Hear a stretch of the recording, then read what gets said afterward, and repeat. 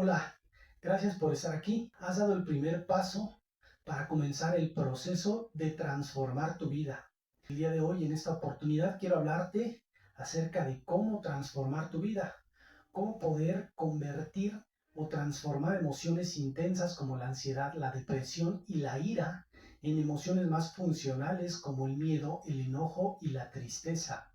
Y cómo transformar esas conductas destructivas en conductas de autoayuda, conductas adaptativas que te permitan alcanzar tus sueños, regular tus emociones. Yo soy Eduardo Contreras, desde hace más de 5 años he impactado la vida de muchas personas y quiero seguir impactando a muchas más. ¿Por qué hablar de este método? ¿O por qué tú deberías confiar en que este método te va a ayudar a transformar tu vida? Lo primero es que este método está basado en evidencia, es un método basado en evidencia y que, bueno, surge de la terapia racional emotivo-conductual, de la teoría cognitivo-conductual y, bueno, ha demostrado ser eficaz desde la década de los 50 y sigue vigente, sigue demostrando su eficacia. Es un método sistemático, pero sencillo, es un camino fácil de recorrer, fácil de entender. Bueno, ya que has dado este paso, quiero decirte que seguramente eres una persona de estrategia, de método, que le gusta planificar, pero que también le gusta conectar con sus emociones y con sus sentimientos. En ese sentido, lo que nos impide alcanzar nuestros objetivos o nuestras metas y regular nuestras emociones no son las cosas que nos suceden. Como decía Epicteto hace más de 2000 años, filósofo griego de la escuela estoica, sino más bien es la opinión que tenemos de esas cosas que nos suceden. Y entonces, a manera de introducción, lo primero que quiero mencionarte el día de hoy es ¿qué son los pensamientos? ¿En qué consisten? Un pensamiento es una función mental de nuestro cerebro que nos permite evocar recuerdos, experiencias a través de imágenes, de palabras, de momentos. Y entonces los pensamientos a veces nos ayudan o a veces nos perjudican. Por lo tanto, hay pensamientos que son racionales y otros son irracionales. Es importante mencionar que los pensamientos siempre van a estar conectados con las emociones, con la conducta.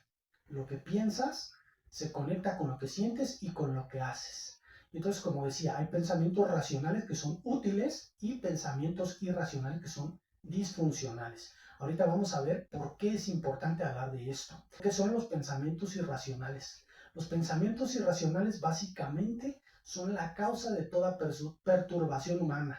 Por ejemplo, la ansiedad o la depresión o la ira. Van acompañados de palabras como el debo, el tengo, el siempre, el todo, el nada, es horrible, es insoportable, necesito.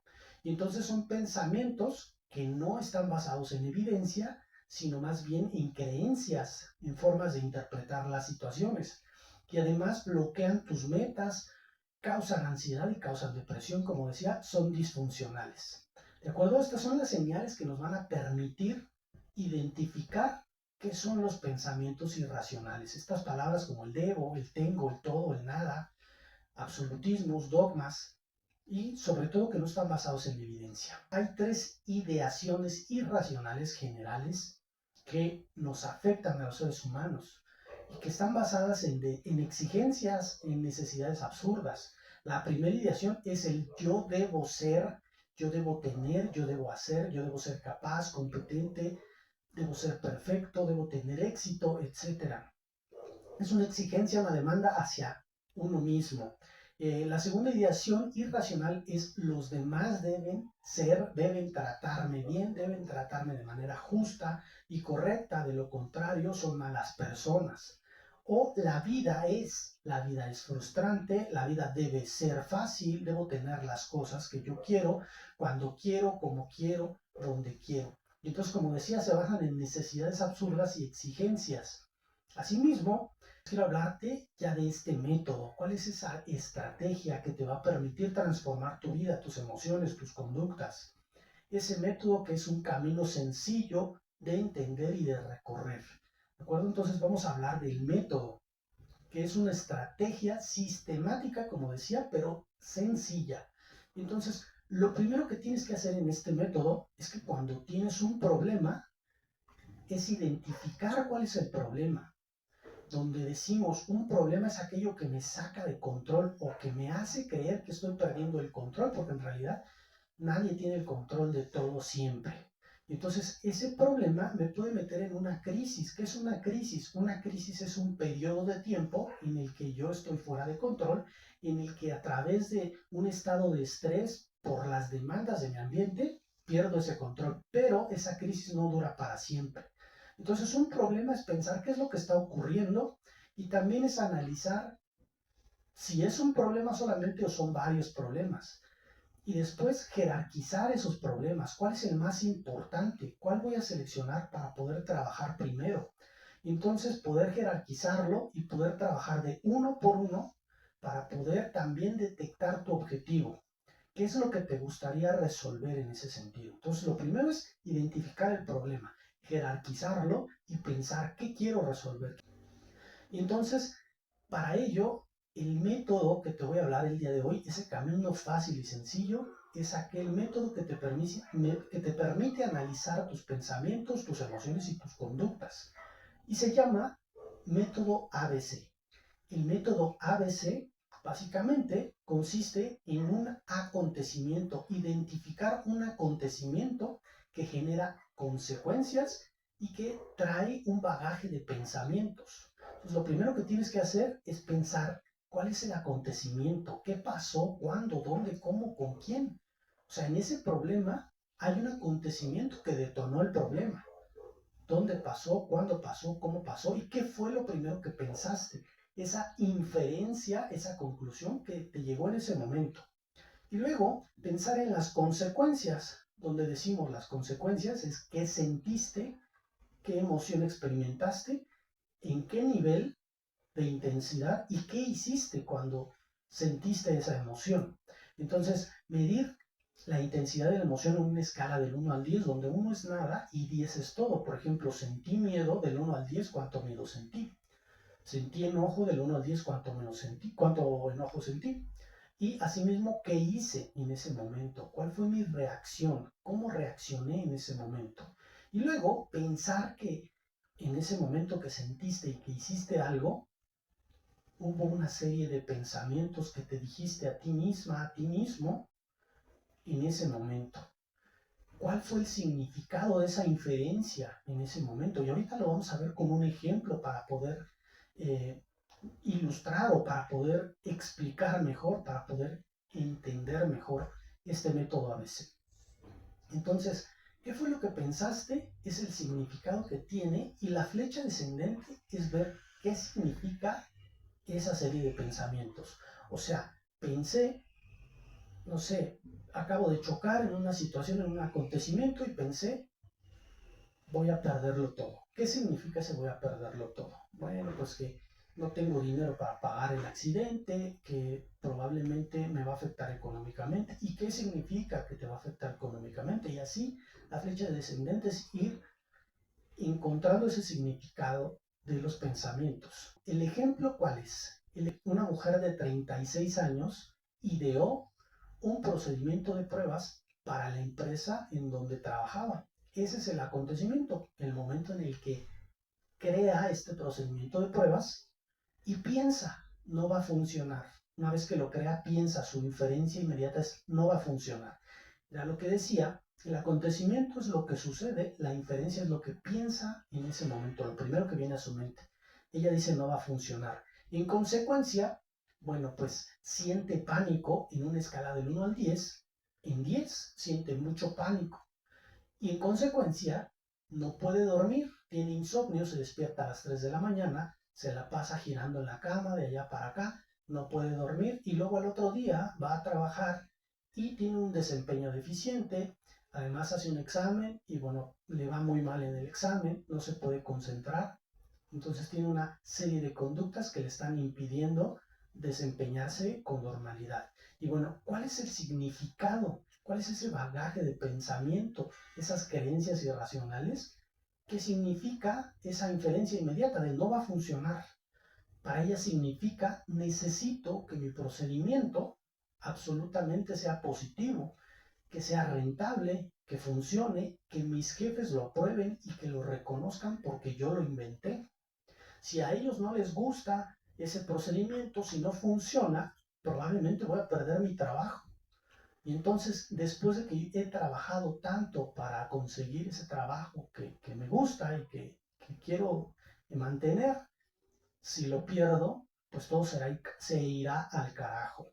Y entonces, lo que realmente significa eso, esa flecha descendente, es que si ella pierde el trabajo, entonces no vale para nada. Eso es lo que se encontró en la terapia al final de este análisis. Ese significado que para ella es no valgo como persona para nada si pierdo mi trabajo y no funciona. Lo que sigue es que una vez que analizaste el pensamiento, la emoción y la conducta, ahora vas a debatir ese pensamiento irracional. Debatirlo cuestionando la evidencia, cuestionando la lógica, la objetividad, la funcionalidad o la utilidad de ese pensamiento y preguntarte, si lo que estoy pensando fuera verdad, ¿qué pasaría? ¿Qué pasaría si fuera verdad? Ya no podría continuar con mi vida, ya no podría seguir agregando satisfacción a mi vida. ¿Qué ocurriría? Entonces es cuestionar esos pensamientos irracionales. En el debate que se hizo con esta chica de 36 años, lo primero que se le preguntaba era lo siguiente: por el hecho de fracasar en un trabajo, ¿quiere decir que eres fracasada e inútil y no mereces ser feliz? Un poquito confrontativo a veces el debate en ese sentido. Pero bueno, el objetivo es identificar el pensamiento irracional y modificarlo.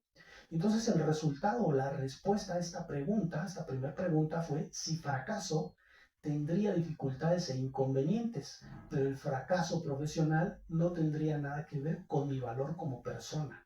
O sea, sigo valiendo como persona, independientemente del fracaso o de los errores. El segundo debate o la segunda pregunta es: ¿necesitas juzgarte como persona que no es digna de consideración porque no puedes hacer una de las muchas cosas que quisieras hacer en la vida? Bueno, la respuesta es, después de analizarlo, es: aunque es deseable lograr lo que se desea en la vida, no es realista creer que se debe tener siempre, que se debe conseguir siempre. Por lo tanto, no necesito juzgarme, no tiene sentido juzgarme como una persona que no vale. Y el tercer cuestionamiento que se hizo fue: ¿cómo afecta tu vida el mantener la creencia irracional de que no vales para nada por el hecho de equivocarte? Y bueno, pues llega a la conclusión de que si mantiene esta idea irracional, entonces se mantiene el insomnio, el pánico, la falta de concentración y la poca eficacia en sus relaciones de trabajo, y probablemente puede perder el trabajo por esta situación, ¿no? Entonces, paradójicamente, lo que no quiere que ocurra puede ocurrir o es más probable de que ocurra. Por eso es importante poder consolidar este nuevo pensamiento. O sea, una vez que analizaste el pensamiento, la emoción y la conducta, ahora lo debates, obtienes un nuevo resultado y ahora es consolidar ese nuevo pensamiento que está basado en el cuestionamiento de la evidencia, la lógica y la utilidad. Saber que el nuevo pensamiento racional se va a basar en deseos, en preferencias, en esperanzas, en evidencias, en hechos reales, en la lógica, que te va a permitir regular tus emociones. Por ejemplo, me gustaría que las personas significativas en mi vida me amen, me aprueben, me acepten, pero si eso no ocurre, aún así puedo seguir con mi vida, puedo seguir agregando satisfacción a mi vida, y no hay una ley escrita en piedra que diga que debe ser así solo porque yo lo deseo. Ese es un ejemplo de un pensamiento racional que se consolida y que se interioriza para conectar con nuevas emociones. Como decíamos, esto regula el pánico, la ansiedad, la angustia, la depresión, la ira. El resultado que obtuvo esta chica de 36 años que habíamos manejado en el ejemplo, bueno, pues es que aunque el procedimiento resultó ser relativamente rentable, no fue el mejor procedimiento, no tuvo el mayor éxito, pues ella decidió finalmente negarse a culparse porque no funcionó como ella quería que funcionara. Logró ver que su propia valía personal no dependía de lo que los demás dijeran, sino dependía de lo que ella creyera. Incluso pudo transmitir esta idea a su hija de 13 años, quien también estaba teniendo dificultades más o menos por la misma situación.